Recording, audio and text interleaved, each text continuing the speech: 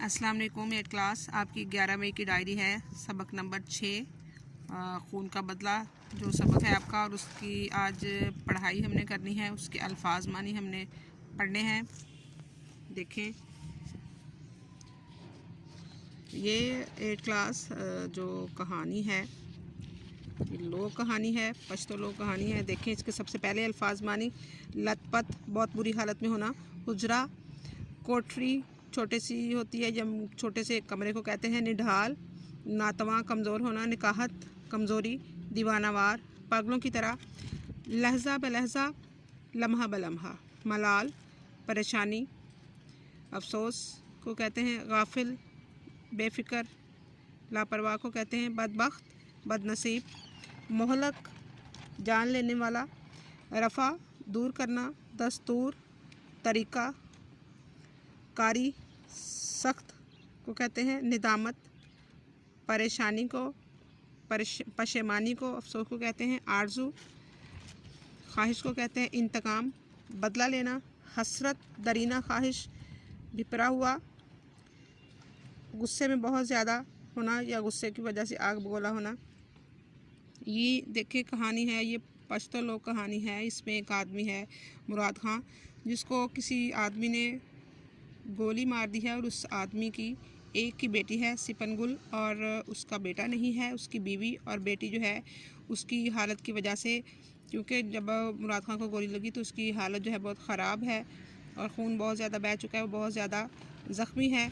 उसकी वजह से वो दोनों बहुत परेशान हैं और बहुत ज़्यादा गम में है। मुराद खां जो है वो अपनी बीवी से, बच्ची से कहता है कि मुझे लग रहा है कि मेरा आखिरी वक्त आ गया, लेकिन मुझे अफसोस है और मेरी बहुत बड़ी हसरत है मेरे दिल में कि काश कोई मेरा बेटा होता तो वो मेरे खून का बदला लेता।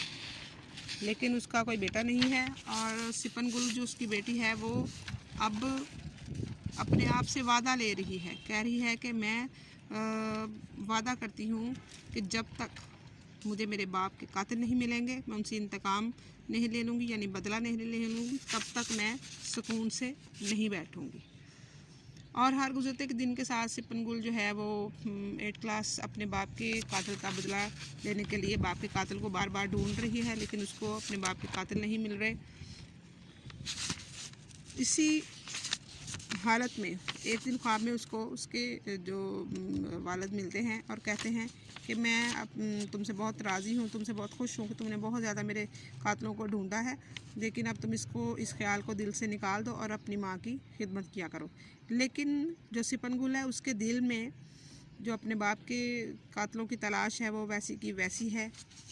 इसी तरह दिन गुजरते जा रहे हैं, वो उनको ढूंढती जा रही है। इन्हीं दिनों में क्या होता है कि एक दरवाज़े पर दस्तक होती है बहुत ज़्यादा, और दरवाज़ा कोई खटकाता है, तो वो जो सिपनगुल है वो उठ के देखती है, तो एक नौजवान जो है वो ज़ख्मी हालत में उनके घर में आके गिर जाता है।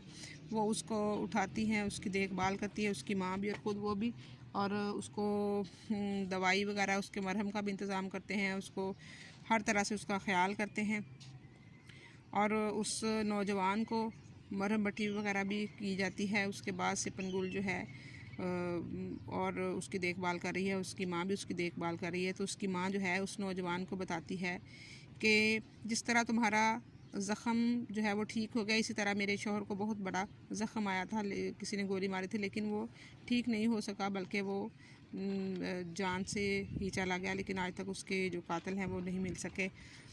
वो आदमी जो लड़का है, नौजवान है, वो पूछता है कि उसका नाम क्या था। जब सिपनगुल की माँ उसको बताती है कि मेरे शौहर का नाम मुराद खान था, तो वो नौजवान जो है वो बहुत ज़्यादा हैरान और परेशान होता है। माँ बेटी दोनों जो हैं उसकी बहुत ज़्यादा खिदमत कर रही हैं। सिपनगुल जो है वो उसके लिए खाना वगैरह भी लाती है, उसकी मरहम पट्टी भी करती है, और कहती है कि हमने तुम्हारे ऊपर कोई एहसान नहीं किया, तुमने हमारे घर में पनाह ली है, तो तुम सेहतयाब होकर जाओगे तो हमारे लिए बड़ी फ़ख्र की बात होगी। क्योंकि ये 8 क्लास पश्तो के जो लोग हैं ये अपनी रवायात के, अपने दस्तूर के बहुत ज़्यादा पाबंद होते हैं। इनके कबीलों में ये रवाज होता है, तरीका होता है कि घर में जो कोई इनके पनाह ले ले तो वो इनकी जो हिफाजत है वो अपनी जान से ज़्यादा करते हैं। अब वो नौजवान ठीक हो चुका है, तो नौजवान जो है वो अपने दिल में ये बात, उसको नौजवान को पता है कि मैं ही मुराद खां का कातिल हूँ, तो अपने दिल में ये बात छुपाए हुए है, लेकिन बेचैन भी है, इस तरह का शिकार है। वो सिपन गुल से कहता है कि जाओ बंदूक लेकर आओ और मुझे कत्ल कर दो, क्योंकि मैं ही तुम्हारे बाप का कातिल हूँ। अब सिपन गुल जो है वो बिभरे हुए शेर की तरह दौड़ती कमरे से बाप की बंदूक लेकर आती है। तो वो अपने वो जो दिल में इंतकाम की आग थी उसको बुझाना चाहती है और वो कहती है कि मैं इसको कत्ल कर दूँगी। उसकी माँ उसको इस हालत में देखती है तो उसको डांट कर कहती है कि तुम्हें होश हवास नहीं है, होश के नाखुन लो कि ये नौजवान जो है इसने हमारे घर पनाह ली हुई है, और क्या तुम नहीं जानती हो कि हमारे दस्तूर के मुताबिक अगर इसको हमने कुछ कर दिया तो हम किसी को मुंह दिखाने के काबिल नहीं रहेंगे। यानी वो कबीले की जो रवायात होती है, दस्तूर होता है, उसके मुताबिक उस नौजवान की हिफाजत वो अपनी जान से भी ज़्यादा करेंगे। जब उसकी माँ उसको ये बातें बताती हैं तो उस पर इसका असर होता है बहुत ज़्यादा उसके दिल में, और उसको पता भी, याद भी आ जाता है कि हमने अपनी रवायात की पासदारी करनी है।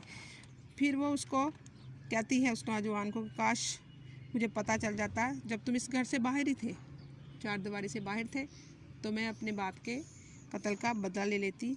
अब क्योंकि वो मेहमान बन चुका है, उनके घर में पनाह ली है, तो वो अपनी रवायात की वजह से मजबूर हैं उसकी वजह से, और वो उनके घर मेहमान बनकर आया तो इस वजह से उसको माफ़ कर देती है।